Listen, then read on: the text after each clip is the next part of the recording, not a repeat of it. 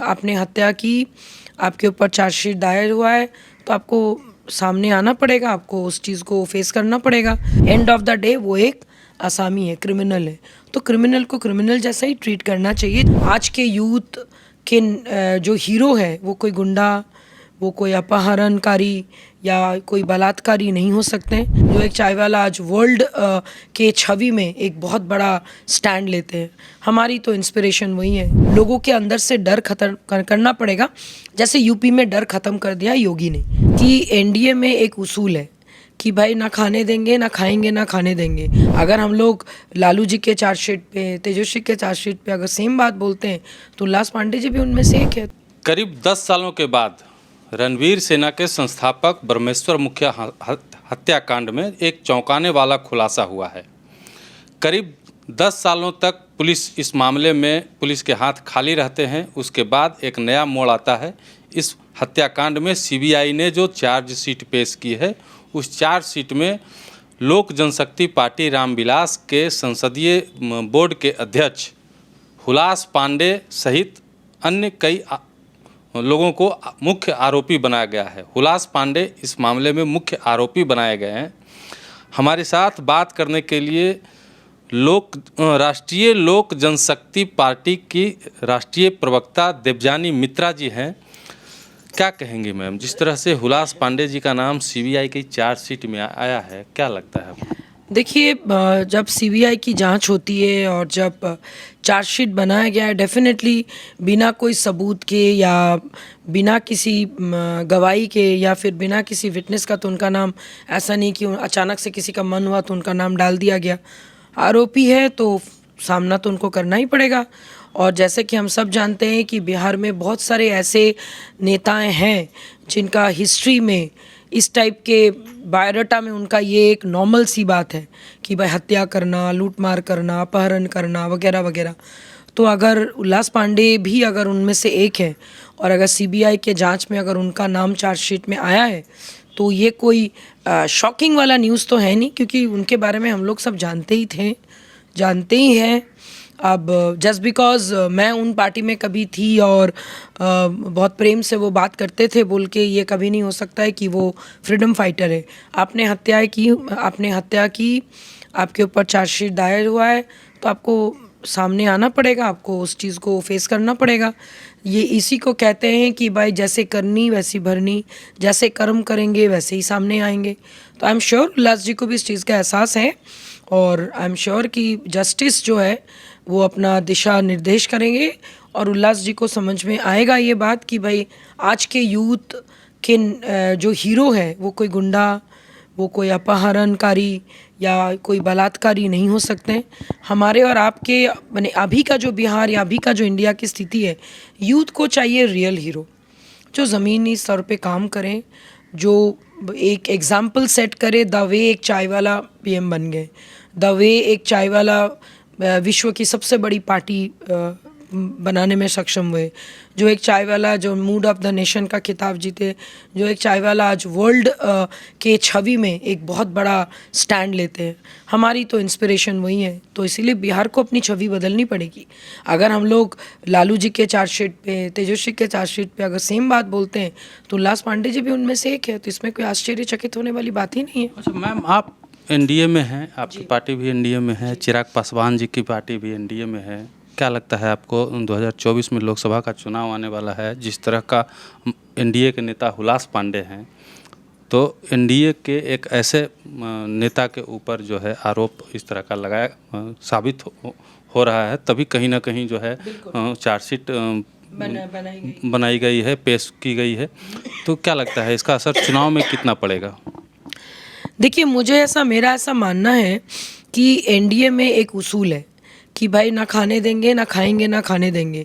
जो गलत काम करेगा, चाहे वो एनडीए में हो, चाहे वो बीजेपी में हो, चाहे कोई भी आप सहयोगी पार्टी में से क्यों ना हो, अगर आपने कुछ ऐसे पिछले दिनों अपराध किया है और किसी का हत्या किया है, हिस्ट्री क्या कहती है उस पर छोड़िए, कानून जो सही चीज़ है उसी को सामने लेके आएंगे।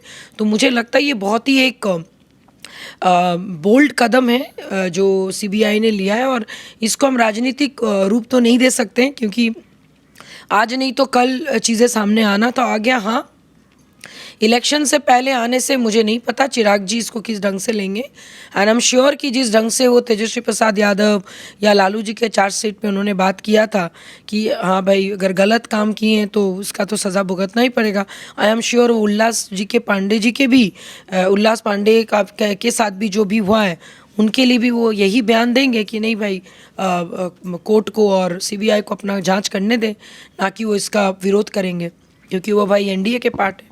मैम ये आप बोल रही हैं, लेकिन बिहार में एक खास वर्ग जो है, एक खास वर्ग ऐसा भी है जो ब्रह्मेश्वर मुखिया जी को अपना आदर्श, अपना भगवान, अपना सब कुछ मानते आया है। उनकी शहादत को शहादत दिवस के रूप में पिछले 12 सालों से मनाते आया है। क्या नहीं लगता है आपको कि चुनाव में इसका असर पड़ेगा? देखिए बिहार में बहुत शुरू से कल्चर रहा है बाहुबली का, ये इस जगह का बाहुबली, वो उस जगह का बाहुबली।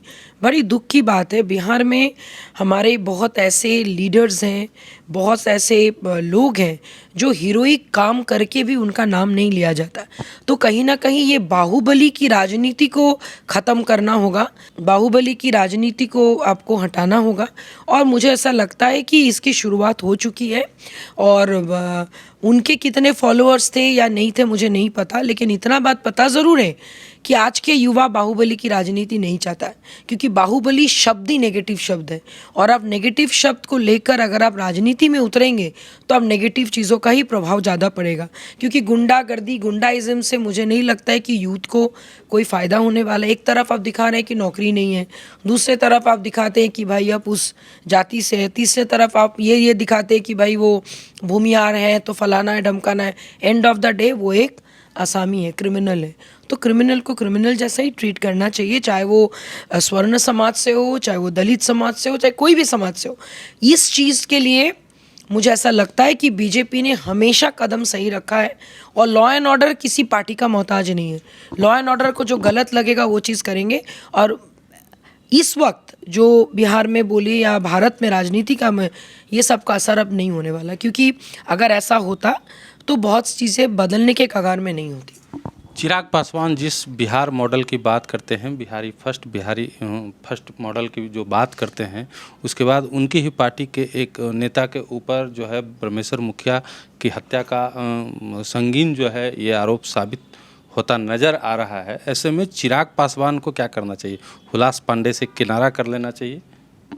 देखिए अगर ऑनेस्टली बताए, जिस ढंग से वो अपना एंथम लेके चलते हैं और दिखाते हैं कि भाई वो अगला सीएम है, फलाना है ढमकाना है, यूथ लीडर अपने आप को मानते हैं, तो जिस पिछले कुछ दिनों से या कुछ समय से जो उनके पार्टी के कुछ अलग अलग खेमे में कार्यकर्ताओं या फिर जिला के जो आपके हेड है जैसे कि गोपी रॉय जी का एक गंदा वीडियो सामने आता है, तो इस टाइप के नेताओं को उनको सीधा पार्टी से बर्खास्त कर देना चाहिए।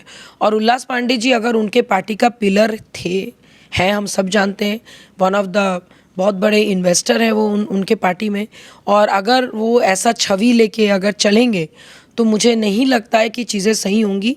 देखिए पुराने ज़माने में या स्वर्गीय श्री रामविलास पासवान जी के टाइम में क्या हुआ वो समय अलग है। उस वक्त राजनीति का क्या आपके पॉइंट ऑफ व्यू था या क्या प्रायोरिटी था वो अलग है।